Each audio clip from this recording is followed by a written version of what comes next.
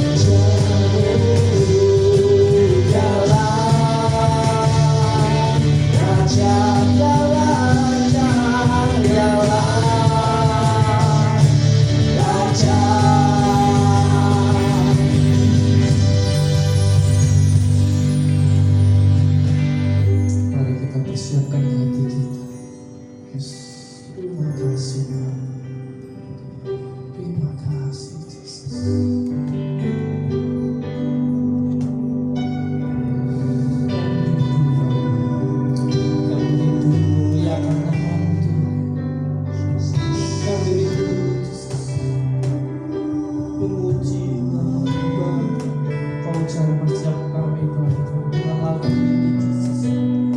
Engkau sungguh besar, Engkau besar. Yes. Mari kita nyanyikan lagu ini, berkatakan lagu ini dengan segenap hati kita. Yes. Yesus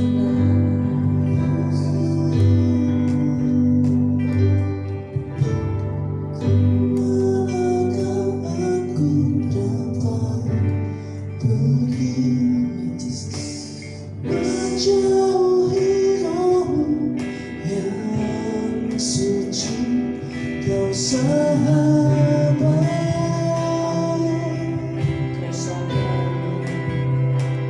dan kau dekat,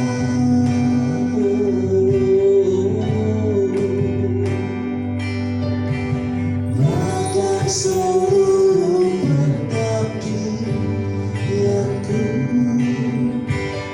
pisahkan dengan kesetiaanmu, sungguh mulia dan berharga sebesar, sungguh besar. Dengan padamu akan segala kau telah mengorbankan nyawamu.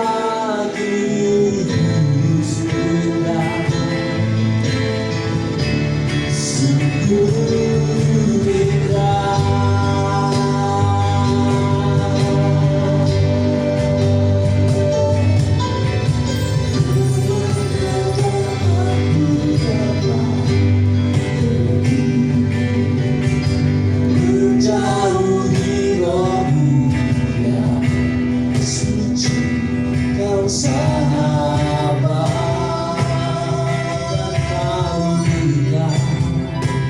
dan kau dekat,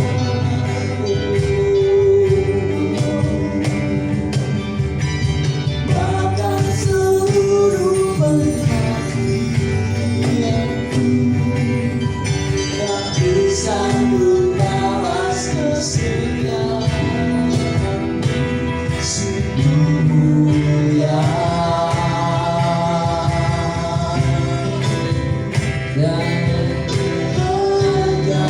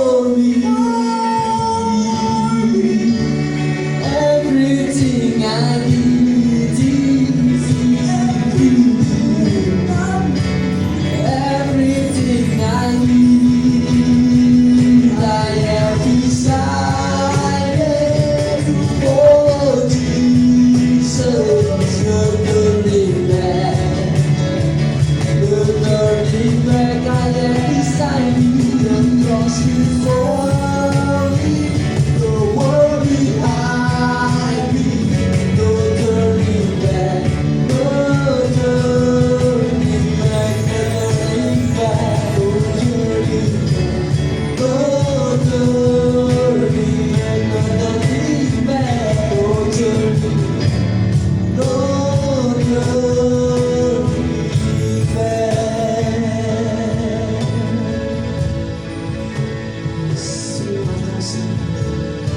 Terima kasih Yesus. Inilah Bapa persembahan pujian Bapa dari kami Bapa. Kami Tuhan memuliakan dan meninggikan nama-Mu Bapa. Dengan lidah kami Bapa, dengan segenap hati kami Bapa. Dan sekarang ini Bapa, kami siap Bapa mendengarkan firman-Mu Bapa. Kau pakai kami Bapa, Kau pakai kami Bapa. Yesus, terima kasih Yesus. Kau urapi hamba-Mu Bapa yang menyampaikan firman-Mu Bapa. Agar firman yang disampaikan ini Bapa dapat menjadi firman dalam kehidupan kami. Terima kasih Yesus, terima kasih Yesus. Dan yang di dalam nama Tuhan Yesus, semua yang percaya mari katakan amin. Shalom, selamat pagi. Sidang jemaat yang kami kasih di dalam Tuhan, kita bertemu kembali di dalam ibadah online pada pagi hari ini. Selamat pagi juga bagi para pemirsa di rumah yang mengikuti ibadah MDC Muntilan pada pagi hari ini. Kekuatan Allah, firman Tuhan berkata, segala perkara dapat kutanggungkan di dalam Dia yang memberikan kekuatan bagi kita. Dan orang yang hidup dalam kebenaran mendapat jaminan perlindungan dari Tuhan. Hal ini membuktikan karena Allah sangat mengasihi orang-orang yang hidup dalam kebenaran. Kita harus mengerti bahwa hidup di dunia ini sebenarnya dalam penderitaan. Semua ini karena Adam dan Hawa telah jatuh dalam dosa, dan upah dosa adalah maut. Tetapi karena kasih Tuhan, saudara, kita akan melihat di dalam Yohanes 3 ayat yang ke-16. Yohanes 3 ayat yang ke-16, demikian firman Tuhan. Karena begitu besar kasih Allah akan dunia ini, sehingga Ia telah mengaruniakan anaknya yang tunggal, supaya setiap orang yang percaya kepadanya tidak binasa, melainkan beroleh hidup yang kekal. Artinya, orang yang mau menerima Yesus sebagai Tuhan dan Juru Selamat akan memperoleh anugerah keselamatan dan diangkat menjadi anak-anak Allah. Dan kita harus mengikuti perintah-perintahnya, yaitu tidak boleh mengikuti arus dunia yang menyesatkan. Orang yang menerima Yesus bukan berarti sudah puas dengan menjadi orang yang beragama Kristen dan masuk pada salah satu gereja. Kita harus mengerti, jika kita harus hanya mengikuti 5D, artinya 5D adalah datang, duduk, dengar, duit, kolektor, dan dadah. Nah inilah, banyak orang Kristen 5D seperti ini. Datang, duduk, duit, kolektor, dadah, dan ini terus menerus, saudara. Terus menerus seperti ini. Tuhan tidak menghendaki yang seperti ini, tetapi kita harus tampil berbeda, berubah, mengalami satu perubahan di dalam kehidupan kita dan menjadi terang di dalam kehidupan ini, sehingga kita menjadi saksi-saksinya. Bersaksi itu dengan mulut kita, saudara, dan kita menjadi kesaksian, yaitu dengan kelakuan kita. Dan juga, saudara, kita harus tahu bahwa semua orang akan melihat bahwa kita semuanya adalah murid-murid dari Tuhan Yesus Kristus. Kita akan beda dengan dunia ini. Kita akan lihat di dalam kitab Roma 12 ayat yang kedua.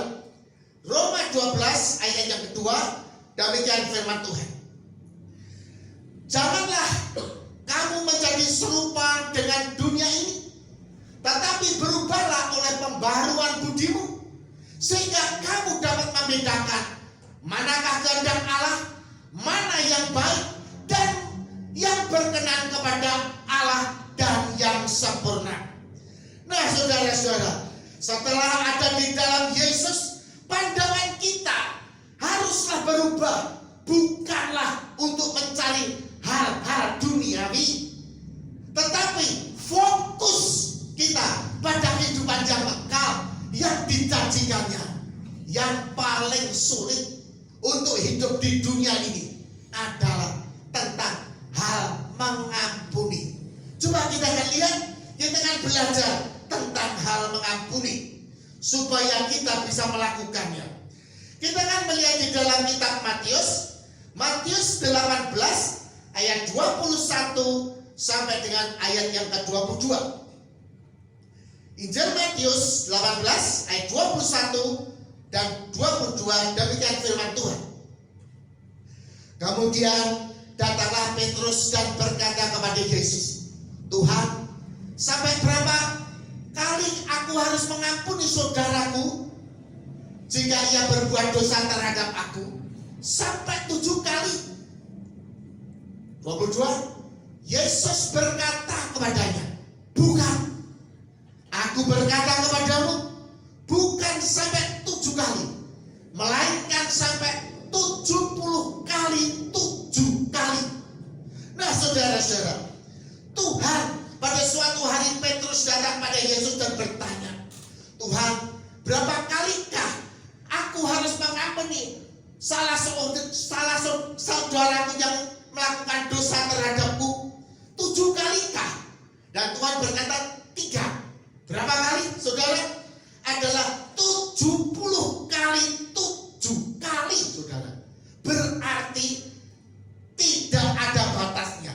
Orang mengampuni itu sebetulnya sangat sulit, saudara. Karena orang yang mengampuni itu pasti dirugikan, saudara. Ya, memang, saudara, misalnya saya sedang berjalan dan kesenggol sama orang, dan saya bilang, maaf ya, maaf. Dan mungkin juga orang tersebut akan dengan mudah berkata, nggak apa-apa, nggak apa-apa. Tetapi saudara, kalau uang kamu yang saya telak, yang saya makan, dan mungkin sampai ratusan juta, apakah engkau bisa mengampuni? Dan ini, saudara, hal seperti ini, inilah yang sulit, tetapi kita harus belajar supaya kita bisa mengampuni. Biasanya jika orang disakiti pasti akan membalas. Tetapi ajaran Yesus mengampuni orang bersalah, ini adalah suatu hal yang janggal bagi dunia ini. Orang yang mau mengampuni, inilah orang yang mendapat kekuatan dari Tuhan. Orang yang memiliki dendam atau akar baik adalah orang yang memiliki jiwa yang gampang dipermainkan iblis atau memiliki jiwa yang rapuh. Orang-orang yang macam demikian akan menjadi alat-alat iblis sebagai perusak jemaat. Kita akan melihat Ibrani 12 ayat 15. Ibrani 12 ayat 15. Jagalah supaya jangan ada seorang pun yang menjauhkan diri dari kasih karunia Allah, agar jangan tumbuh akar yang baik yang menimbulkan kerusuhan dan yang mencemarkan banyak orang. Kata jagalah artinya kita benar-benar berusaha untuk tidak lepas dari firman Tuhan, walaupun nampaknya tidak adil dan menyakitkan hati. Jangan, artinya tidak boleh ada dendam, sakit hati, apalagi menginginkan balas dendam. Itu tidak boleh. Nah, orang yang akan baik tersebut akan dipakai iblis untuk membuat kekacauan atau kerusuhan dan akan membawa orang pada dosa. Biasanya orang tersebut akan berbicara berdolak-dalik fitnah sana, fitnah sini, dan menjadi sumber gosip yang mencemarkan banyak orang. Hal inilah semacam ini, saudara, seperti virus yang menular. Ada seorang ibu yang anaknya bekerja di luar negeri. Ya tentu saja bangga sekali. Tetapi beberapa bulan kemudian, ibu ini diberi kabar bahwa anaknya ini mati karena kecelakaan kerja. Bagaimana saudara, ibu ini? Betapa hancurnya hatinya. Ya saudara, anak yang dijagakan, anak yang benar-benar dikasihnya ini mati. Sampai-sampai ibu ini protes dengan Tuhan. Saking sedihnya. Mengapa anak yang menjadi kebanggaannya ini harus mati tragis? Coba saudara bayangkan, jika hal itu terjadi dalam kehidupan Anda. Dan ibu ini ada hak sebenarnya untuk menuntut kematian anaknya ini. Di luar negeri, saudara, akan mencapai santunan yang banyak sekali. Ini mungkin bisa sampai miliaran. Dan banyak orang menasihati agar ibu ini mau menuntut perusahaan tersebut supaya mendapat uang yang banyak. Kita akan lihat di dalam Roma 15 ayat yang ke-13. Roma 15 ayat 13 demikian firman Tuhan. Semoga Allah sumber pengharapan memenuhi kamu dengan segala sukacita dan damai sejahtera dalam iman. Supaya oleh kekuatan Roh Kudus, ingat, supaya oleh kekuatan Roh Kudus kamu berlimpah-limpah dalam pengharapan. Dan saudara-saudara yang kami kasih dalam Tuhan, ya, sebenarnya saudara, orang-orang yang hidup di dalam kebenaran ini diberi kekuatan pada Allah. Karena pada waktu dia sedang menderita, kuasa Allah ini menaungi, memberi kekuatan, sehingga dia bisa menahan deritanya. Untuk mendapatkan damai sejahtera sukacita tersebut, ibu ini membutuhkan kekuatan dari Tuhan supaya hilang kesesakannya. Akhirnya ibu ini memutuskan untuk tidak menuntut perusahaan tersebut. Karena sudah berserah bahwa anaknya ini mati karena kehendak Tuhan juga. Tuhan punya rencana. Di sini timbullah damai sejahtera dan kekuatan Allah melingkupinya. Seandainya dia menuntut dan dapat uang banyak, ganti rugi, belum tentu ibu ini bisa lepas dari kesedihannya. Walaupun mendapat uang yang banyak, karena uang itu bukan sumber kebahagiaan. Karena pengampunan ini, ibu tersebut kini bisa bersyukur karena di balik itu semua dia merasakan ada rencana Tuhan yang indah. Sampai-sampai pemilik perusahaan itu terheran-heran, dan ibu ini bersaksi, karena saya tidak menuntut perusahaan Bapak, karena itu adalah ajaran dari Tuhan saya, yaitu namanya Yesus Kristus Tuhan. Di sana, di negara itu saudara, di sana kekristenan itu hanya 2% saja. Dan bos tersebut tidak mengenal Yesus. Sampai bos tersebut minta didoakan. Dan perusahaan tersebut berjanji untuk membiayai kuliah anaknya yang kedua. Dan menjamin setelah lulus, ia akan menarik anak tersebut untuk bekerja di perusahaannya di negara tersebut.